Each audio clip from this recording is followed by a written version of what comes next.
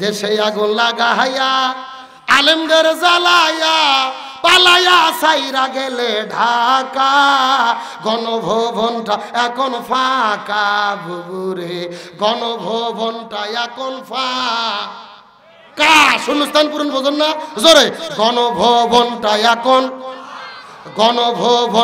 এখন দেশে আগুন লাগাইয়া আলেমদের জ্বালাইয়া পালাইয়া সাইরা গেলে ঢাকা গণভবনটা এখন ফাঁকা ডাইনি রে গণভবনটা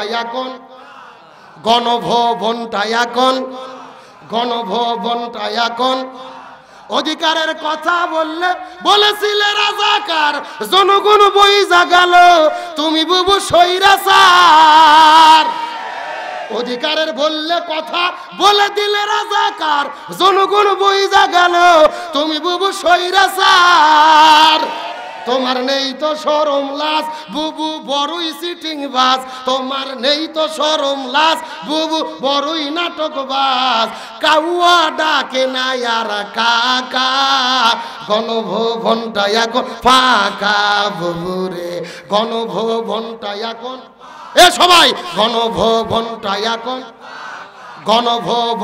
এখন দেশে আগুন লাগাইয়া আলেমদের জ্বালাইয়া পালাইয়া সাইরা গেলে ঢাকা গণভবনটা এখন ফাঁকা বুবুরে গণভবনটা এখন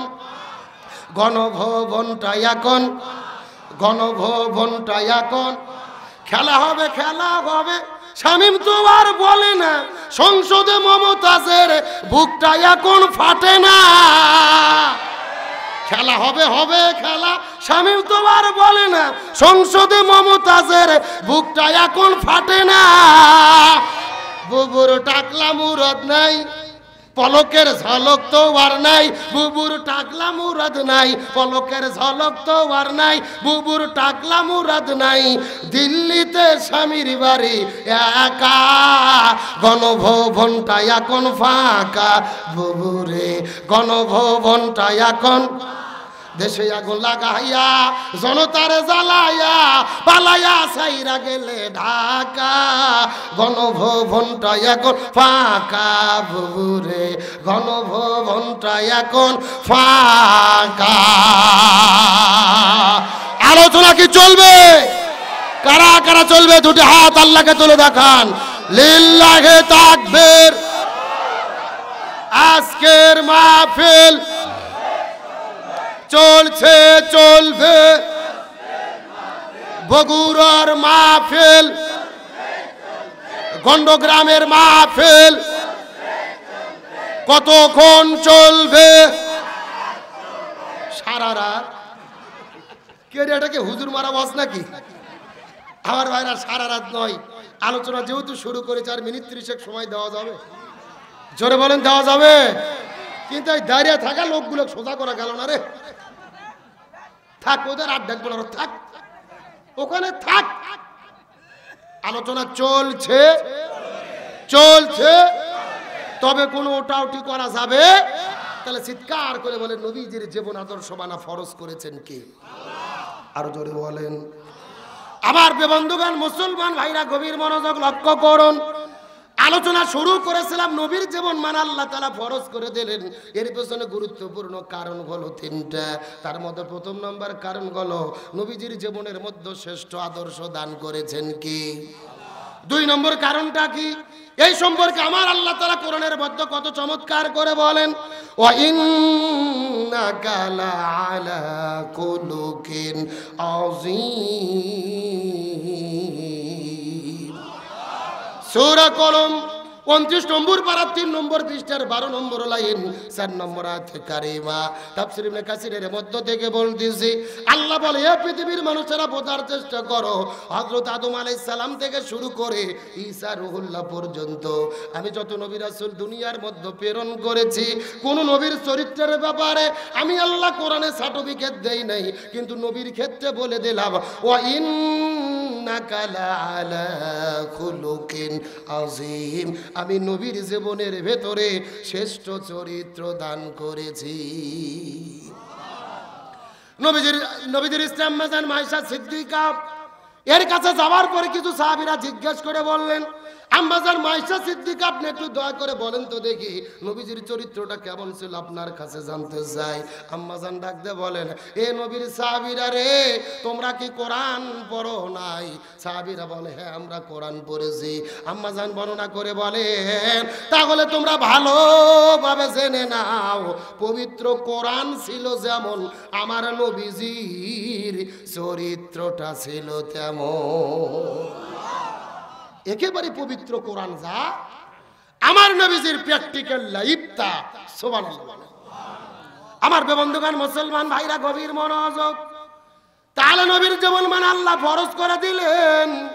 এক নম্বর কারণ হলো নবী শ্রেষ্ঠ রহমাতাল লিল আলামিন। সূরা আম্বিয়া 17 নম্বর পারার 13 নম্বর পৃষ্ঠার 6 নম্বর লাইন 107 নম্বর আয়াতে কারিমা।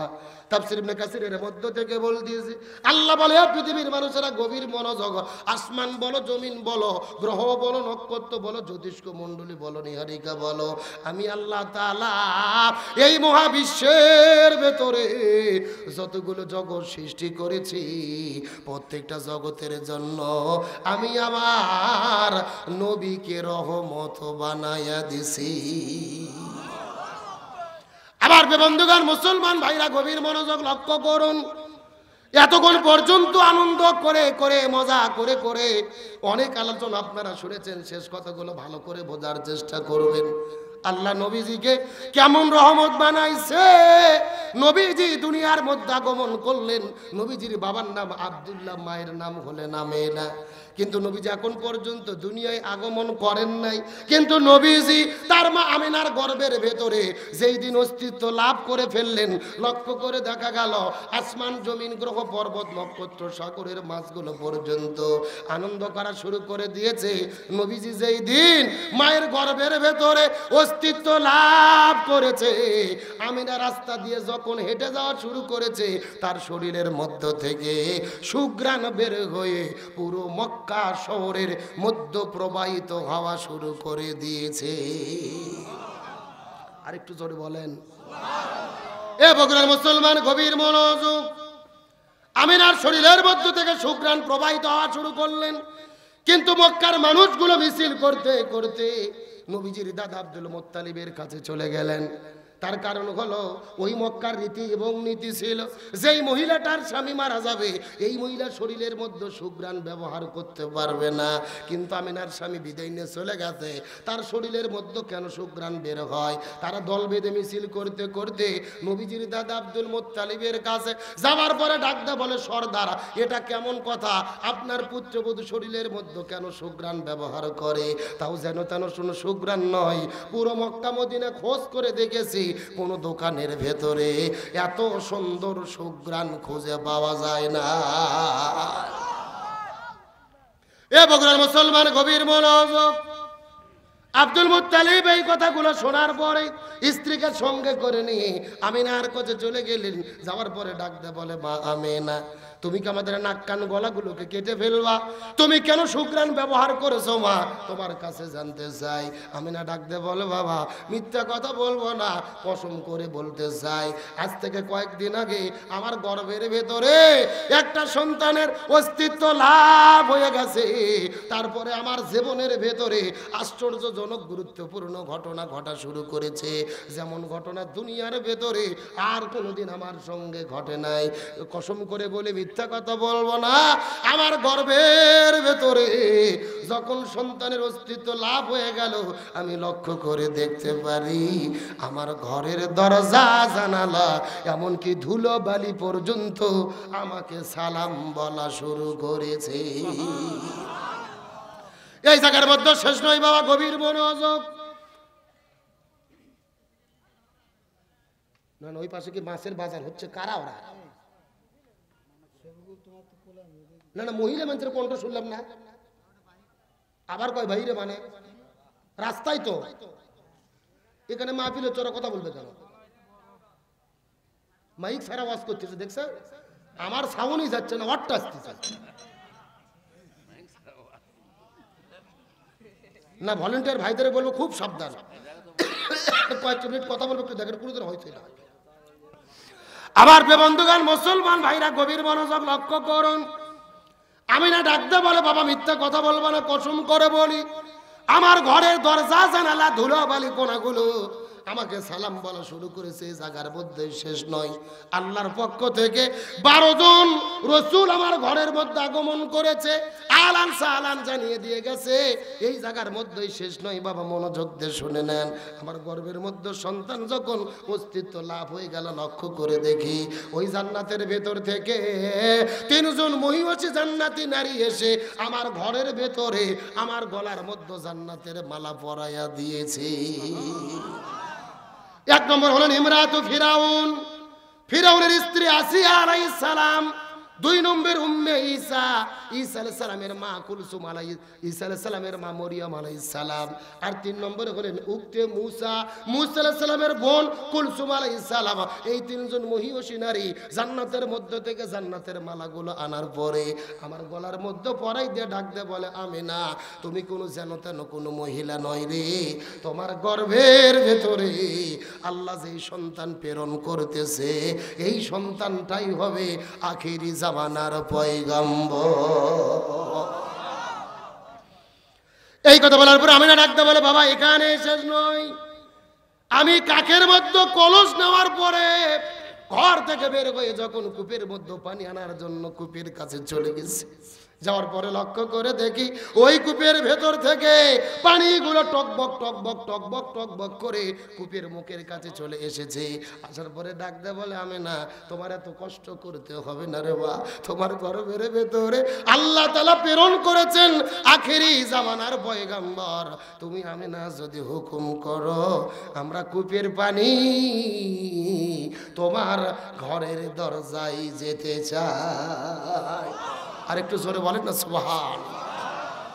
আমিনা ডাকতে বলে, বাবা এই জায়গার মধ্যে শেষ নয়, আমি যতক্ষণ কূপের কাছে দাঁড়িয়ে থাকি ওই কূপের পানিগুলো ওপরে থাকে, আমি যখন চলে আসি কূপের পানিগুলো নিচের দিকে চলে যায়। এই কথা বলার পরে আমিনা মুখ থেকে থুতু বের করার পরে সামনের দিকে থুতু নিক্ষেপ করলেন, থুতুর মধ্য থেকে ওই সুঘ্রাণ বের হওয়া শুরু হলো, ঘরটা পার হয়ে পুরো মক্কা শহরের মধ্যে ছড়িয়ে পড়লেন। আমিনা ডাক দিয়ে বলে, বাবা এখান থেকে বোঝা গেল আমার শরীর থেকে কোনো সুঘ্রাণ বের হয় না, বরং সুঘ্রাণ হলো আমার গর্ভের মধ্যে যেই সন্তান এসেছে এই অনাগত সন্তানের কারণে সুঘ্রাণ প্রবাহিত হয়। আবার বন্ধুগণ মুসলমান ভাইরা গভীর মনোযোগ লক্ষ্য করুন, মনোযোগ দিয়ে আবেগ নিয়ে অনুভূতি নিয়ে কথাগুলো শোনার চেষ্টা করবেন। এই দুনিয়ার ভেতরে সবচাইতে কষ্টের কাম হলো সন্তান প্রসব করা, এর চাইতে বড় কষ্টের কাম দুনিয়ার মধ্যে একটাও হতে পারে। কিন্তু সন্তান প্রসব করা, গর্ভে ধারণ করা কতটা কষ্টের আপনিও বলতে পারবেন না, আমিও বলতে পারবো না, কিন্তু আমার মা বলতে পারবে, আমার স্ত্রী বলতে পারবে। পৃথিবীর চিকিৎসা বিজ্ঞানীগুণ বলেন এই দুনিয়ার মধ্যে যখন কোনো মা গর্ভবতী হয় ওই সন্তান পেটের ভেতরে ছেলে এবং মেয়ে স্বামী স্ত্রী মেলামেশা করার পরে স্বামীর অঙ্গজ থেকে একটা ফোঁটা বীর্য যখন মায়ের জরায়ুর মধ্যে ঢুকে পড়ে, এক ফোঁটা নাপাক পানি থেকে আল্লাহ বিন্দু বিন্দু কোনা কোনা করে 3-4 মাস বয়স হয়ে যায়, রক্তবিন্দু তৈরি হয়, সেখান থেকে গোস্ত হয়, হাড় হয়, এইভাবে চলতে চলতে যখন 6 মাস পার হয়ে 7 মাসে পড়ে যায় ওই সন্তান মায়ের গর্ভের ভেতরে পা থাকে ওপরের দিকে, মাথা থাকে নিচের দিকে। 6 মাস যখন বয়স পার হয়ে যায় সন্তানের পা গুলো মায়ের কলিজা বরাবর ঠেকে যায়, নিচে থাকে মাথা, উপরের দিকে থাকে পা। এই সন্তান প্রতিদিন মায়ের কলিজা বরাবর লাথি মারতে থাকে। কত মা নীরবে নিভৃতিতে দিনে রাতে বসে বসে কাঁদে, কিন্তু কোনো শব্দ করে না। চোখের কোণ দিয়ে দেখবেন গর্ভবতী মায়ের পানি পড়তে থাকে। ওই সন্তান মায়ের কলিজায় আঘাত করতে থাকে। এই যে 7 মাস থেকে শুরু করে 10 মাস 9 মাস পর্যন্ত এই সন্তান বারবার বারবার বারবার মায়ের কলিজার মধ্যে লাথি মারতে থাকে। আপনি আপনার মায়ের কলিজায় লাথি মেরেছেন, আমি আমার মায়ের কলিজায় লাথি মেরেছি, কিন্তু দুনিয়ার ভেতরে এই পৃথিবীর চিকিৎসা বিজ্ঞানী গুণ বলেন কোন সুস্থ মানুষের কলিজার মধ্যে বাইরে থেকে যদি আঘাত করা হয় ওই মাটা দুনিয়ার মধ্যে বেঁচে থাকার মতো কোনো কথা নয়। কিন্তু ডাক্তাররা বলে আমাদের মাথা বড় ফেল পড়ে যায়, পরীক্ষাগুলো বড় ফেল পড়ে যায়। প্রত্যেকটা সন্তান মায়ের গর্ভের ভেতরে, তার মায়ের কলিজার ভেতরে 3000 বার থেকে শুরু করে 3500 বার পর্যন্ত মায়ের কলিজায় লাথি মারে। আর যেই সন্তান মায়ের কলিজায় যত বেশি লাথি মারে, ওই মায়ের সঙ্গে সন্তানের ভালোবাসা মহব্বত সম্পর্ক আল্লাহ আরো তত বৃদ্ধি করে দেয়। লিল্লাহি তাকবীর।